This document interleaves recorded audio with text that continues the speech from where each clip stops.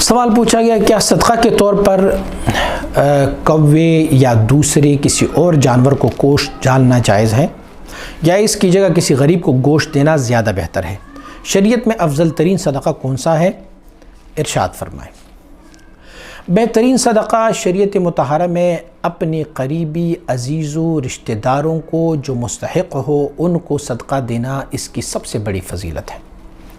کوئی بھی خیرات ہو، صدقات ہو، کوئی بھی امداد ہو، سب سے پہلے اپنے رشتہ داروں، عزیز و اقارب ان کو وہ صدقہ دیں تو وہ سب سے افضل ہے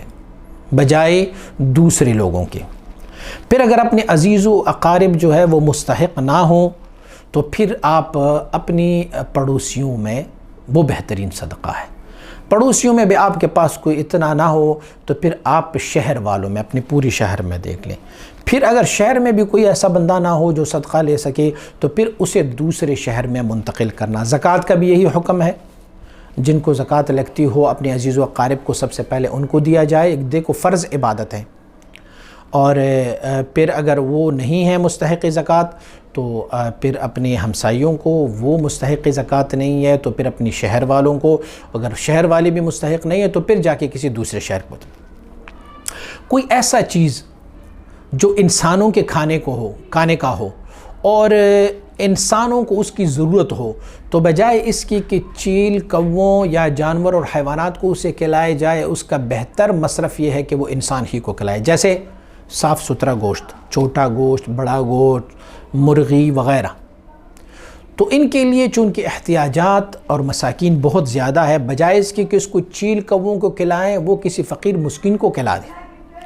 اگر آپ کہیں گے کہ مسکین کو اگر ہم وہ دیں گے تو مسکین کے لیے پھر پیاز اور ٹماٹر کی بھی ضرورت ہوگی، گھی اور تیل کی بھی ضرورت ہوگی، تو پھر اسے پکائیں گے، نہیں، ایسے بھی نہیں ہے۔ آپ فقیر کو دے دیں، مسکین کو دے دیں، جو انسان ہے ان کو دے دیں،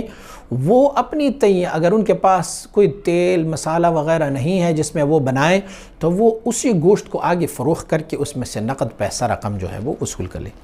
اور وہ چیز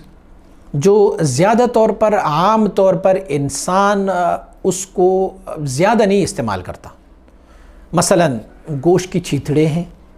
یا گوشت کے ایسے لوتڑے ہیں جس کو ہم استعمال نہیں کرتے، اسے اگر بطور صدقہ اور خیرات جو ہے وہ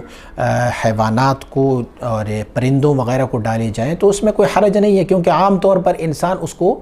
استعمال نہیں کرتے۔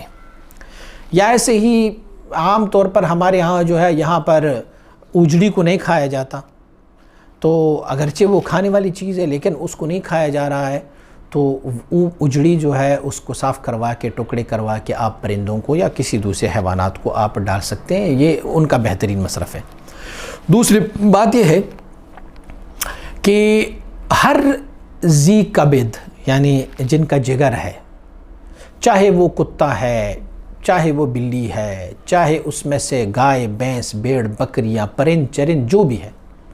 ان کو کچھ نہ کچھ کھلانا یہ بھی صدقہ کی زمرے میں آتا ہے۔ حدیث شریف آپ لوگوں نے سنی ہوگی کہ ایک بندہ محض اس وجہ سے جنت میں داخل ہوا تھا کہ انہوں نے ایک کتے کو دیکھا جس کی زبان پیاس کی وجہ سے نکلی ہوئی تھی اور کنویں کے پاس پڑا ہوا تھا، کوئی ڈول وغیرہ نہیں تھا، کوئی رسہ نہیں تھا، اور ایک اللہ کا بندہ آیا، اس نے اپنا جوتا اتارا، اپنے کپڑے پھاڑ لیے، اس سے رسہ بنایا، اسے کنویں میں ڈالا، اس سے پانی نکالا اور اس کتے کو پلایا،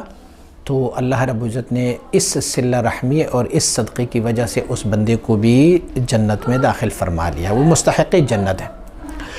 ایسے ہی آپ نے سنا ہوگا کہ حدیث شریف میں جو ہے حضور نبی اکرم صلی اللہ علیہ وسلم بارک نے درخت لگانے کی بھی فضیلت کی ہے۔ دیکھو وہ